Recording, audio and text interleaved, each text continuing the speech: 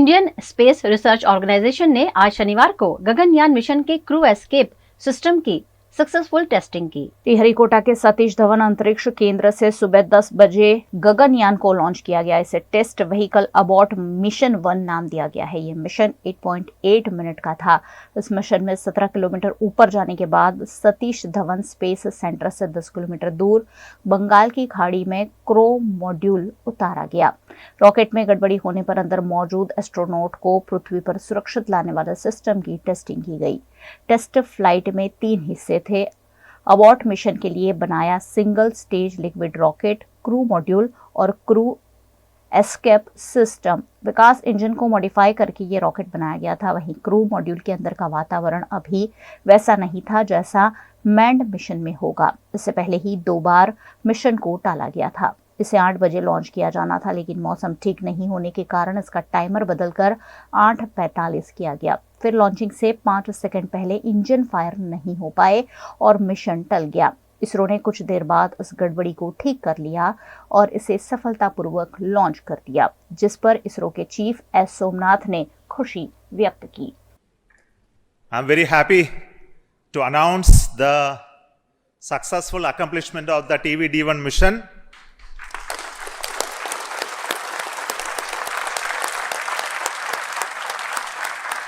The purpose of this mission was to demonstrate the crew escape system for the Gaganyaan program through a test vehicle demonstration, in which the vehicle has gone up to a Mach number, which is the speed of sound, slightly above that, and initiated an abort condition for the crew escape system to function.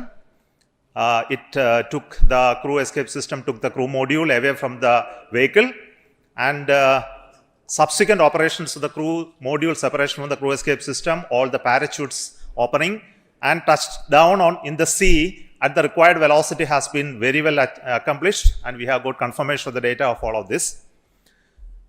And we will be further doing the approach recovery operations of the crew module to be collected from the sea, brought to the port by the ships. That activity will continue to happen. Till now, based on the data, everything has performed very nominally and perfect. I will also like to tell the reason for why we had a hold. We initially wanted the launch to happen at 8 o'clock in the morning, but there was some weather-related issues. We have rescheduled the launch to 8:45 a.m. But after going through the nominal liftoff process, there was a hold issued by the ground computer, which is called the automatic launch sequence computer, which detected a sort of a non-conformance for allowing the engine to continue the thrusting to further go. So this happened due to a monitoring anomaly in the system. So we could identify it very, very fast and correct it. And to make the stage ready, it took some time to refill the gases. And that once that has been completed, we went through the proper automatic launch sequence, which checked the entire health of the vehicle. And finally, the mission computer and the ground checkout computer authorized the launch to take off.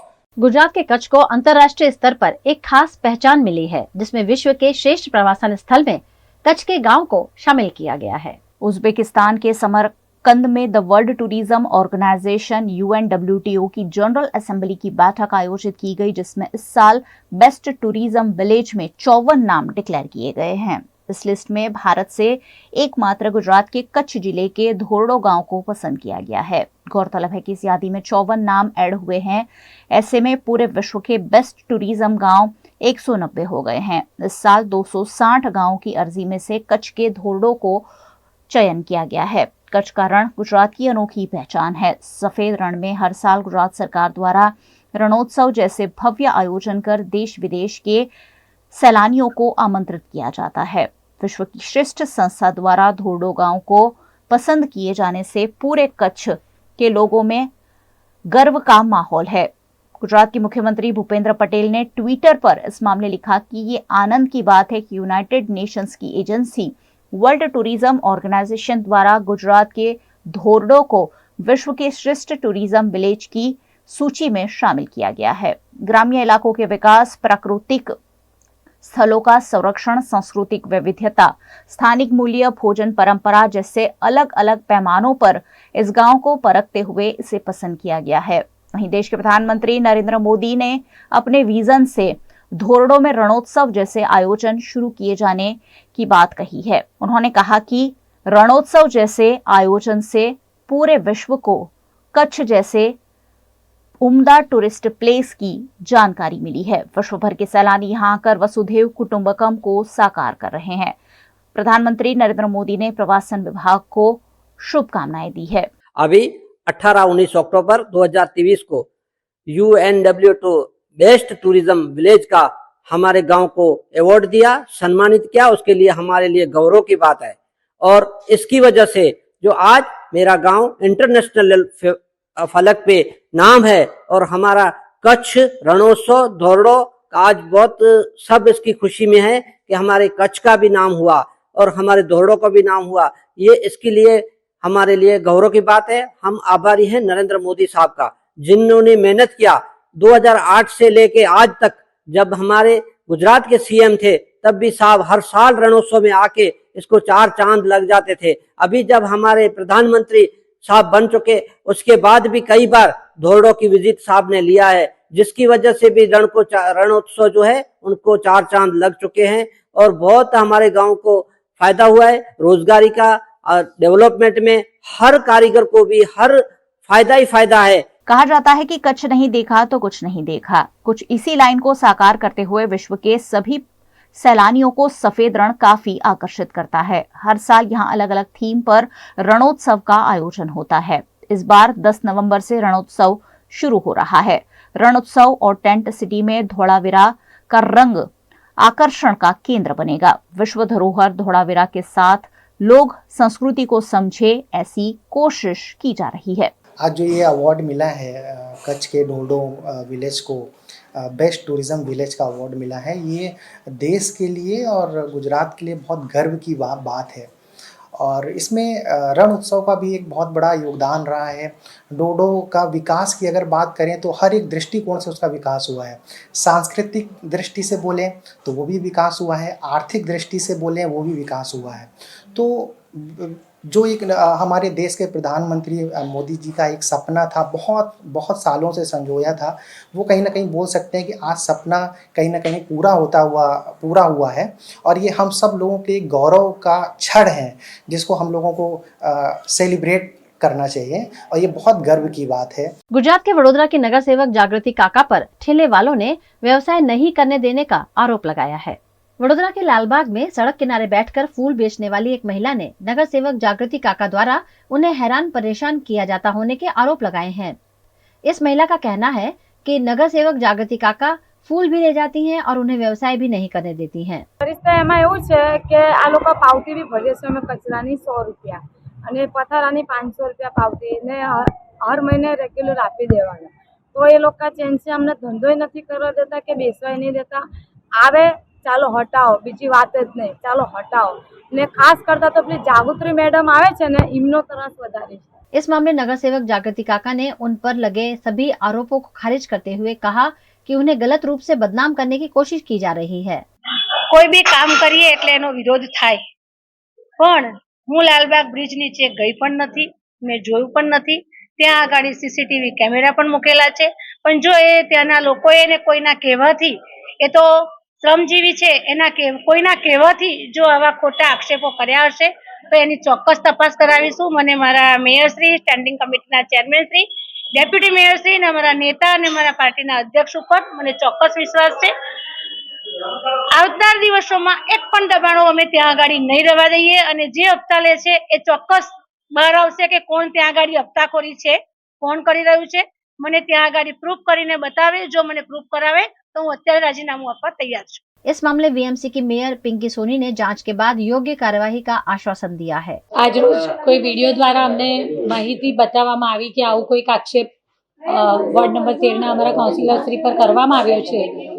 જે અંગેની અમે તપાસ કરીશું। જે તે વ્યક્તિ જે વિડીયોમાં દેખાય છે એમને બોલાવીશું અથવા મળીને આવો આક્ષેપ ખોટી રીતે કેમ કર્યો છે એ અંગેની માહિતી પણ પૂછીશું અને એમની પાસે જો એવો કોઈ પુરાવો હોય તો ચોક્કસ રજૂ કરે। કારણ કે અમારા સૌ કોર્પોરેટરશ્રીઓ લોક કલ્યાણના કામો અને શહેરના વિકાસના કામ કરવા અગ્રેસર છે, ત્યારે કોઈ તેમનું નામ જોગ આવી રીતની ખોટા આક્ષેપો કરે એનો હું સદંતર વિરોધ કરું છું અને એમની પાસે એનો જવાબ માંગવામાં આવશે। वडोदरा में नवरात्रि के माहौल के बीच बाबा बागेश्वर धीरेन्द्र कृष्ण शास्त्री हेरिटेज लक्ष्मी विलास पैलेस गरबा महोत्सव में मेहमान बने। बाबा बागेश्वर धीरेन्द्र कृष्ण शास्त्री मां शक्ति की आराधना का महापर्व मनाने गुजरात के मेहमान बने हुए हैं। अहमदाबाद में दिव्य दरबार के आयोजन के बाद बागेश्वर धाम के धीरेन्द्र कृष्ण शास्त्री वडोदरा के मेहमान बने। यहाँ उन्होंने हेरिटेज लक्ष्मी विलास पैलेस गरबा महोत्सव में शिरकत की और यहाँ उन्होंने अपने अंदाज में सनातन धर्म का प्रचार भी किया। आज हम जो है धोखे से वडोदरा आ गए। अहमदाबाद में कथा चल रही थी, हमको पठानकोट जाना था और हेरिटेज गरबा महोत्सव में हमारे बड़े ही प्रिय चाई बाई को पूरे देश विदेश में भेजने वाले श्री यतिन जी बोले, गुरुजी 5 मिनट हो जाओ। हमने कहा चलो पगलन का जगह भी चल रहे और हनुमान जी की कृपा से आ गए। जितने भी लोग इस गरबा महोत्सव में नवरात्रि के पावन पर्व पर खड़े हैं, हनुमान जी महाराज के चरणों में हम प्रार्थना करते हैं ऐसे ही ऊर्जा आपकी बरकरार रहे और भारत हिंदू राष्ट्र घोषित हो जाए। नफरत नहीं, हम प्रेम के आदी हैं, पर गर्व से कहते हैं हम हिंदुत्ववादी। जय सिया राम। और इस गरबा महोत्सव को करवाने वाले रॉयल फैमिली और हमारे यतिन जी से कहना है, अगले साल जब भी गरबा हो तो दरवाजे पर गंगा जल की कैन रख दी जाए ताकि धर्म विरोधी शुद्ध होके सनातनी बन के आए। क्योंकि ये भारत बाबर का नहीं रघुवर का है। भारत में अलीउल्लाह वालों की नहीं चलेगी, बजरंग बली की चलेगी।